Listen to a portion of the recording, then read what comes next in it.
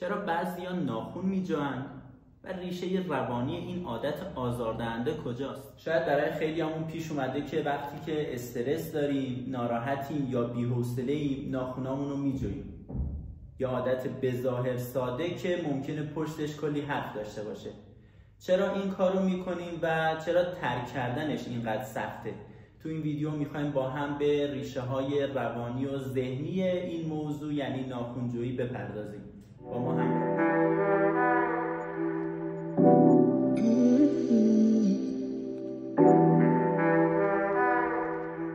ناخن‌جویی یا اونیکوفاژیا یه رفتار تکرار شونده بدنیه که معمولاً با اضطراب و کسالت همراهه.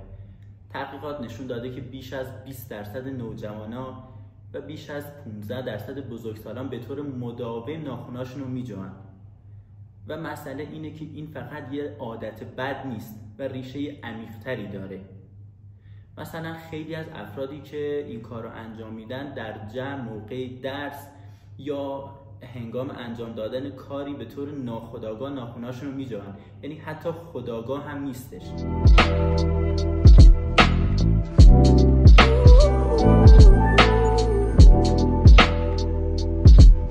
یعنی وقتا این رفتار از بچگی شروع میشه. وقتی کودکی تنهاست، ترسیده یا توی محیطی پرتنش بزرگ میشه، دنبال راهی برای آروم کردن خودشه و ممکنه اون راه همون ناخن‌جویی باشه. فروید اولین کسی بود که گفت رفتارهای ما ریشه در مراحل اولیه رشدمان دارن. اون معتقد بود که ناخن‌جویی ممکنه ناشی از تثبیت در مرحله دهانی باشه.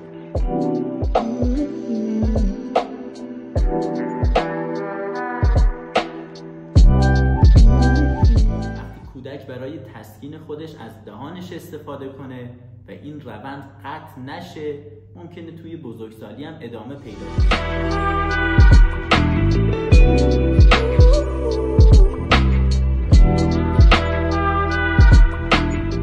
طبق معمول همه با فروید موافق نبودن. روانشناسای رفتاری مثل اسکینر اعتقاد داشتن که این یه رفتار آموخته شده است و کودک صرفاً ممکنه با انجام این کار توجه یا تسکین موقتی بگیره و این باعث بشه که این کار رو تکرار کنه. روانشناسی‌های شناختی هم نظریه‌های دیگه‌ای داشتن. اونا معتقد بودن که این کار و این رفتار ناشی از باورهای منفی، اضطراب و فکرهای ناخودآگاه هستش و کودک برای فرار از فشارهای درونی یا تخلیه خودش این کار رو انجام میده.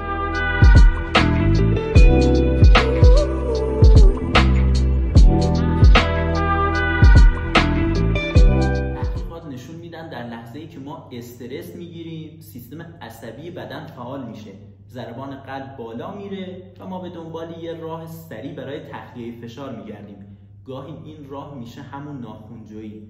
خیلی‌ها گفتن ما نمیدونیم کی شروع میکنیم، فقط یهو میبینیم داریم این کار رو انجام میدیم و این نشون میده که این رفتار به یک مسیر عصبی تبدیل شده. حالا سوال اصلی اینه، ما چطور میتونیم این رفتار رو تغییر بدیم؟ اول از همه باید ببینیم این رفتار و عادت بیشتر چه زمانایی بروز میکنه. بعد به جاش رفتارهای دیگه‌ای جایگزین کنیم. مثلا استفاده از توپ‌های ضد اضطراب یا کاغذهای خط خطی. پس اگه این عادت رو داری، نگران نباش، شما تنها نیستی. همه ما به نوعی دنبال آروم کردن ذهنمون هستیم. ناخن‌جویی هم یکی از اون راه هست. ولی خب این راه و این رفتار یک رفتار مخرب و آزاردهنده هستش، چه برای خودتون چه برای اطرافیانتون. مهم اینه که ما دنبال یه راه جایگزین و آگاهانه باشیم برای این رفتار. شما شایسته زندگی بی استرس هست. ممنون که تا اینجا همراه ما بودی. اگه فکر میکنی این ویدیو برات مفید بود یا یه تلنگر کوچیک بهت زد یا میتونه به اطرافیانت کمک کنه، ممنون میشم که از ما حمایت کنی و لایک کنی و اینو برای دوستاتون بفرستی. توی کانال ما عضو بشید. ما هر روز ویدیوها و نکات روانشناسی برای زندگی بی استرس تر رو برای شما میذاریم.